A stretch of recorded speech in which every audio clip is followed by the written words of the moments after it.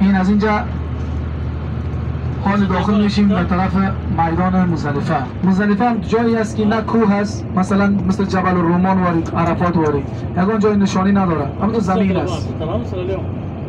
فقط یک شب در سر سرک و اما تو زمین ها و تو سر کوه ها مردم میخوابن.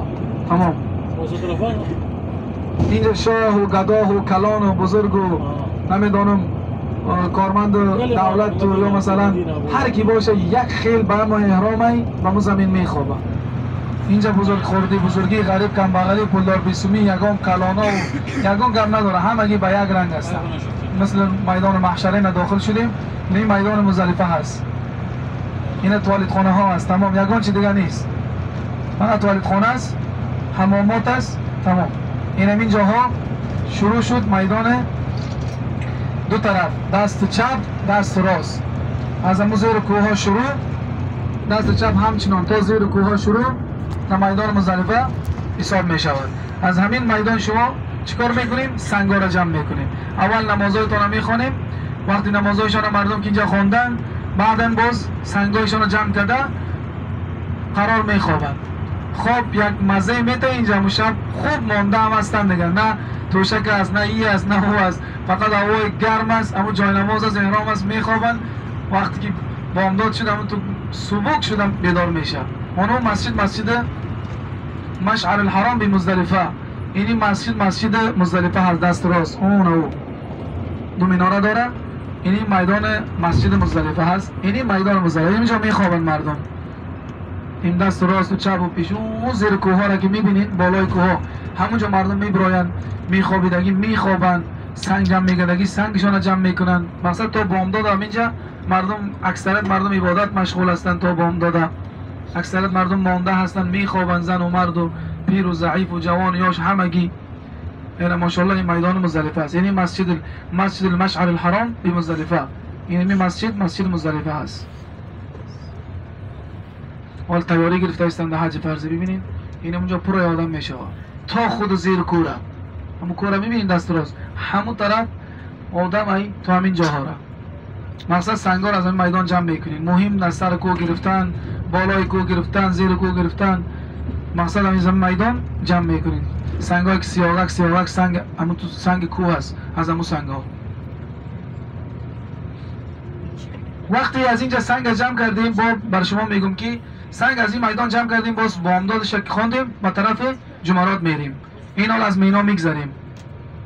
های بر فعلا حاضر ما داخل چی هستیم؟ مزدلفه هستیم.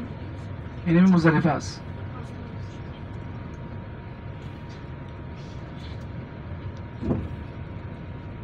برای همین میگن که در حج فرضی در یاشی بیا، پیر شدی مشکل است. میگه حج فرضی خیلی وزمین است، خیلی قیمت است، خیلی سخت است.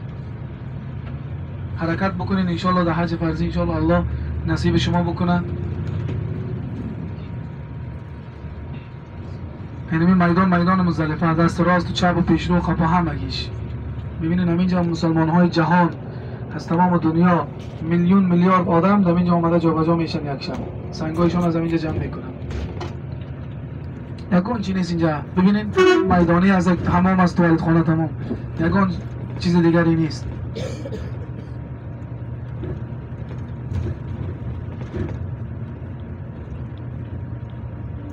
این میدان های علامت قیامت های، میدان علامت محشر است. در روز محشر که در حساب کتاب در حضور پروردگار همگی جمع می شود، مثل همین اینجا مسلمان ها جمع می شود. برای بخشیدن، برای همون گناهانش می آید. اینجا گناه ها ریخته می شود، اینجا گناه ها بخشیده می شود. آسان نیست، سالهای سال گناه کردیم، در اینجا می آیم چند شب عذاب می کشیم، می بینیم، لیکن گناه های ما همه ایش بخشیده می شود. وقتی کسی گناه میکنه، نفهمیده گناه کنه، الله او را با یک نماز عبادت میبخشه. لیکن فهمیده گناه کردیم برادرای عزیز، آچه ها فهمیده فهمیدیم که این گناه هست، این ممکن نیست، و قصد گناه نکنیم که خیلی خیلی خطرناک است. فهمیده کسی گناه بکنه، با الله جنگ اعلان کردگی واری میشه، نعوذ بالله من ذالک. اینی مینا هست، اینی خیمه ها. از این طرف راه مینا شروع شد. این مینه ها را که میبینید، خیمه ها را، اینها جای خواب ما هست. 3 روز 3 شب در اینجا میخوابیم. اینجا جای خانه ما است. تو این یک خیمه چقدر خورد است؟ در اینجا 50 آدم 40 آدم جا میکنه. اینطور نیست که میگه 4 آدم خواب کن، نه خیر، آدم زیاده. این خیمه ها در یک خیمه 40 30 40 50 کس آدم جا میکنه، میگه بخواب. اینجا جای مقصد مردم زیادی میرن عبادت در بیرون عبادت کرده میگردن، بعضیا کم کم میخوابن. اینا راه مینا هسته، دست چپ دست راست فقط خانه های مردم هم اینجا هسته.